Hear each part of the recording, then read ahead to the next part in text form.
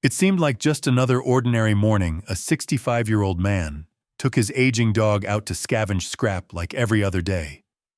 But only minutes later, the dog returned with blood on its back, and the group of young men, they laughed, calling them the trashy duo. They didn't know they had just messed with the worst possible person in town. The first rays of sunlight weren't strong enough to melt the thin layer of mist clinging to the metal rooftops. But Walter had been awake for over an hour. The ticking of an old wristwatch resting on the wooden shelf beside his bed was the only music left in the house. He pulled on a faded military jacket that hadn't been manufactured in nearly 2 decades. The sleeves were slightly frayed, but every button was still fastened perfectly. His old combat boots were polished to a shine because to him, even collecting scrap required the same discipline as showing up for inspection. Bruno, a Belgian Malinois and retired K9, lay by the door. His eyes were closed, but his ears were alert. When he heard Walter's hand on the leash, he stood up. His movements were slower now with age, but his stance remained steady. Bruno was 13 years old. He had once rolled through red sand, sniffed out explosives, and even stopped a suicide attack on the front lines. Now he was just a silent companion in the final days of a life without needing medals. Walter's house sat on the western edge of town where few people live, and the streetlights flickered every time it rained. He had lived alone for nearly 20 years. No wife, no kids. Those who had served with him were either long gone or lost to time. Some whispered that he had once been honored at a southern base, but no one around here remembered. All they knew was that an old, stubborn man picked through junk at the demolished construction site, always accompanied by a ghost-like dog that looked like it had stepped out of a forgotten war. Every morning, Walter pushed an old wooden cart loaded with cloth bags, pliers, a flashlight, and rusty copper wires. No one cared where he went. The younger folks passed him without a word. Some even laughed and called him Captain Rusty behind his back. He never reacted. He would only nod quietly if someone stared too long. A habit learned from years of reading eyes to detect danger. When he reached the old steel factory site, he loosened the leash and let Bruno walk beside him freely. Bruno didn't run or stray far. He sniffed around the broken concrete piles, stopped beside a piece of metal curled like a seashell, and waited for Walter to kneel and inspect. They had walked like this for years, like a patrol unit without a flag, but with all the discipline still intact. Behind a stack of old shipping containers, none noticed laughter from far away. And in that seemingly peaceful morning, something was about to happen. The air remained quiet, with a gentle breeze whistling through gaps in the rusted steel, creating faint, scattered hissing sounds, like whispers from the workers who had long abandoned this place. Walter was crouched over a pile of tangled copper wires buried in mud and scrap. His hands, covered in brown-stained fabric gloves, were still steady, picking each wire out with the precision of a man disarming explosives, careful, unrushed, leaving nothing of value behind. The wooden cart sat tilted under the shadow of a rusted crane, its front wheel occasionally creaking when the wind passed through. Everything felt normal, just like hundreds of mornings before. Bruno, however, had wandered farther than usual beyond Walter's line of sight. He had picked up a scent, maybe something unfamiliar, or perhaps it was just the instinct of a former K9 trained never to overlook a trace. Despite his age, Bruno still moved with unconscious purpose, as if the battlefield was etched into his bones. He stepped past a row of rusted containers weaved between 2 collapsed concrete pillars, and suddenly froze. Ahead of him were 5 teenage boys, 17 to 20, gathered in a clearing where they had set up dented beer cans for target practice with makeshift slingshot guns. One of them, wearing his cap backward, stepped forward, pulled back the rubber band, and released a stone, zipped through the air, hitting a can with a sharp ting, sending the group into laughter. Bruno didn't bark. He stood still, head slightly tilted, eyes, analyzing the situation out of habit. They hadn't seen him yet. But seconds later, one of them spoke. "Hey, what's that, a dog?" The group turned, a short pause. They saw the dark brown fur, the stance like a statue, not fear. They saw a new game. Moving target makes it harder. One of them laughed. Raising his slingshot, Bruno didn't understand. He stood motionless, unaware he had just been picked as the next target. The first stone grazed his flank. He flinched and turned to run. The second one struck his left hind leg.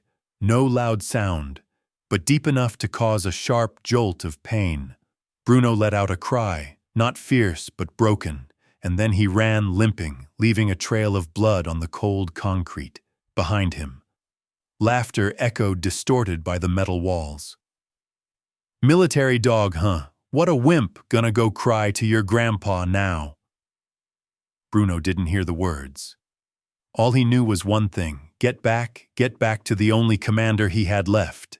He ran through torn-up paths of the abandoned site, wind whipping past his ears, steel dust stinging his nose. Every step burned, but he didn't stop. His hind leg felt like it was being pulled backward, but his head remained locked on one bunk, the wooden cart and the familiar hunched figure nearby.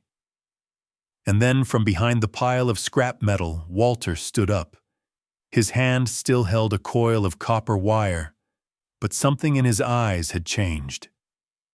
Bruno lunged toward him like a child running to the only place left that felt safe. He didn't howl anymore, just let out a faint whimper and collapsed at Walter's feet. His hind leg curled unnaturally, blood seeping into a dark streak. Walter knelt and placed a hand on the dog's shoulder. No questions, no exclamations. From afar, footsteps and laughter were drawing closer. Bruno lay at Walter's feet like a stone that had finally rolled back into its rightful place. His back leg was twisted patches of fur torn from his spine, and blood dripped in dark smears across the rust-colored dust. His whole body trembled, not from pain, but from the effort of not crying out. Walter didn't cradle him, didn't call for help. He stood there, his calloused hand resting firm and gentle on Bruno's shoulder, steady enough to quiet the trembling. He looked down at his dog for 3 long seconds, then slowly raised his gaze toward the approaching laughter behind the containers. 5 of them young, full-sized and brimming with self-assurance.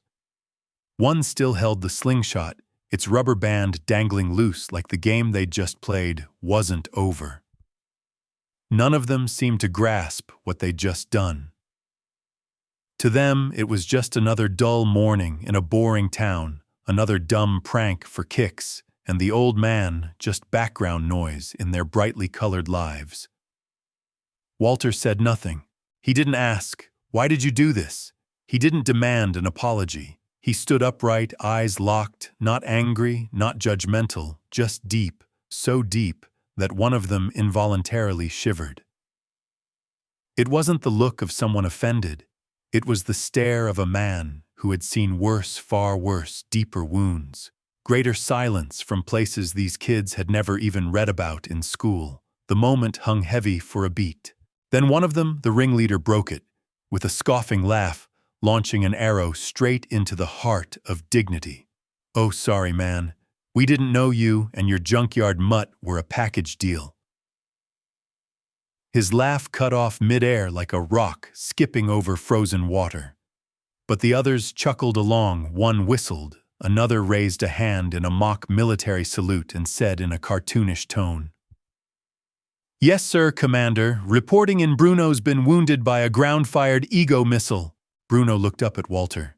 He didn't understand the words, but he could feel something had shifted. Walter still didn't move, but the wind had changed. People often mistake silence for weakness, but for men like Walter, men who had seen comrades fall wordlessly and watched enemies hold their breath in the haze of gunfire, silence was the first sign of a storm. He removed his gloves, his hand thin weathered, but with veins like rusted steel cables still had the strength to lift a 7-kilogram rifle using just 3 fingers. He gently placed the gloves onto the wooden cart's handle. Then, without a word, Walter tied a makeshift bandage around Bruno's wound and quietly stood up. One of the boys stepped forward, trying to shove him to the ground, but his arm was locked in a tight, clean hold within a blink. All 5 were neutralized in less than 2 minutes, taken down with classic military takedowns. No serious injuries, but enough humiliation to burn. Without shouting or a harsh word, Walter taught them a lesson, one delivered through instinct, precision, and years of combat-hardened reflex. Less than 15 minutes after the confrontation, the piercing wail of a police siren tore through the silence of the rusting worksite, shattering the stunned stillness like glass. 2 patrol cars screeched to a halt. Doors slammed. 3 officers stepped out, a familiar-looking captain, a middle-aged officer, and a rookie with his cap slightly askew. They had been called by a nearby scrap worker who had witnessed an old man putting 5 teenagers flat on their backs. The man had assumed he was reporting a serious assault, maybe the start of a legal nightmare, but when he pointed toward the attacker, none of the officers moved immediately, because the man he pointed at was Walter, still in that faded jacket, standing silently beside the cart, his hand resting gently on Bruno's head as if nothing else mattered but the shallow, trembling breath of the dog wounded at his feet. He didn't turn when they arrived, didn't wave, didn't resist. He just stood motionless, like someone who had been through this kind of moment dozens of times. The only difference now was, back then no civilians ever called the cops Captain McAllister Lieutenant, now recognized him instantly. His expression shifted from tension to solemn respect. He walked forward. No gun drawn, no orders were barked. He didn't even look at the boys being kept to the side. His eyes paused on Walter's shoulder, where an old embroidered patch clung faintly to the fabric, a cross and a unit number. What once might have been suspicion was now pure recognition. That's Walter D. Harris. The youngest officer murmured, his voice trembling like someone reading a name from a war memorial. Lieutenant McAllister gave a slight nod and turned to the rookie. "Where do you know him from?" The young officer swallowed hard. He used to train special forces at Fort Bragg, awarded the Silver Star in '92. He was part of Operation Saif in the Gulf. A strange silence rippled through the air. The teenagers, still panting from the scuffle, suddenly stood rigid. None dared to meet Walter's eyes, the same man they had called Scrap Heap Grandpa. An animal rescue worker arrived shortly after. When she knelt to examine Bruno, she froze gently. She lifted the silver dog tag hidden beneath his fur, its surface dulled by time but still legible. The words, Bruno, K9 Explosive Response Unit, Iraq, 2009-2012, are attached beneath the serial number, saved 5 lives during an IED blast. Honored at the National K9 headquarters. The woman turned, tears spilling before she could stop them. This dog ran into an active blast zone to save lives. He didn't know fear, only orders. A local news photographer arrived late, just in time to capture a single image: Walter sitting beside Bruno, the last light of day, casting a soft glow over his silver hair, his hand resting gently on the dog's brow, as if whispering something in a language only fallen soldiers could understand. The next morning, that photo made the town paper's front page with the headline, "The man this town forgot had saved more lives than we ever knew." The day after, there was no press conference, no ceremony, just Walter and Bruno back at the site like nothing had happened. Bruno's leg was still wrapped in white gauze, his steps uneven but quiet. He walked beside Walter, head held high like a soldier with a broken bone but pride intact. People whispered that the boys had been reprimanded. Their parents called in and community service assigned. But the truth was, no one had to force them to apologize. Shame doesn't need a law. All it takes is the gaze of a man who's seen war, and a dog bleeding quietly without complaint, to teach a generation what respect means. And ways no classroom ever could. That evening all 5 boys returned. They didn't come close.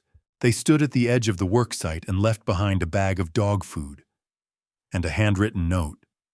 "I'm sorry I didn't know, but now I do. Thank you for sparing us. Thank you for still being here." The handwriting was clumsy, but it was real. Walter never mentioned it, never said thank you. He simply gave a slight nod when he saw their silhouettes vanish behind the row of containers, just like he used to greet his comrades when they returned to base without a word. A week later, on a morning of light rain, a young figure appeared at the site's entrance. He wore an old cloth cap and dirty boots and brought nothing. It was Jake, the youngest of the 5. He didn't carry a slingshot. He didn't come with excuses, just one sentence.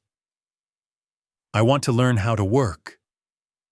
Walter looked at him for 3 seconds, didn't ask why, didn't ask who sent him.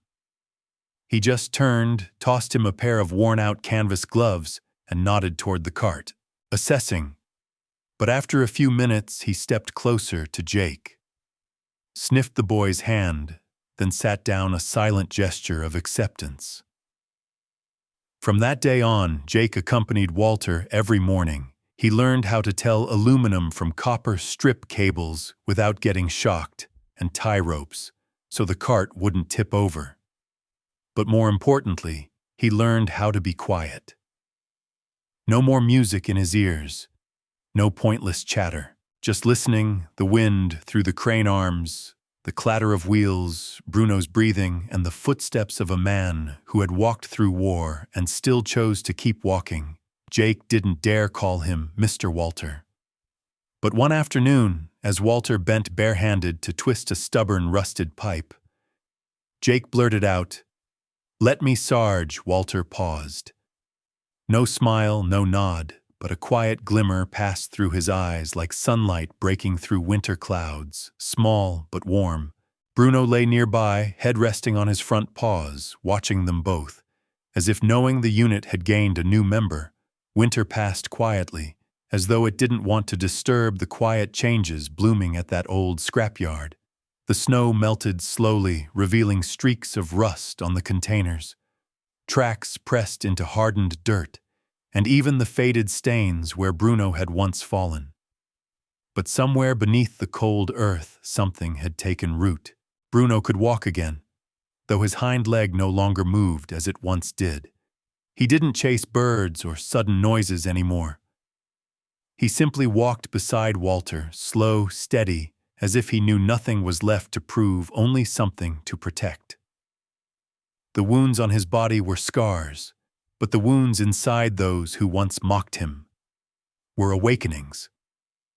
On an early spring morning, at a quiet ceremony held by the local township, no flags, no horns, no fanfare, Bruno was awarded the town's honor badge, not for battlefield heroics, not for his nose or his rescues, but for a loyalty that had led a generation back to what mattered most. Respect. Walter didn't give a speech. He stood in the back, hands in his coat pockets, eyes fixed on Jake awkwardly, trying to keep Bruno still as someone fastened the medal to his collar. Jake had grown not in height, but in his eyes. His eyes now lingered longer than 3 seconds on things others overlooked. Right by the entrance to the worksite, they put up a small wooden sign, simple, unpolished, nailed by hand, the words carved with a knife.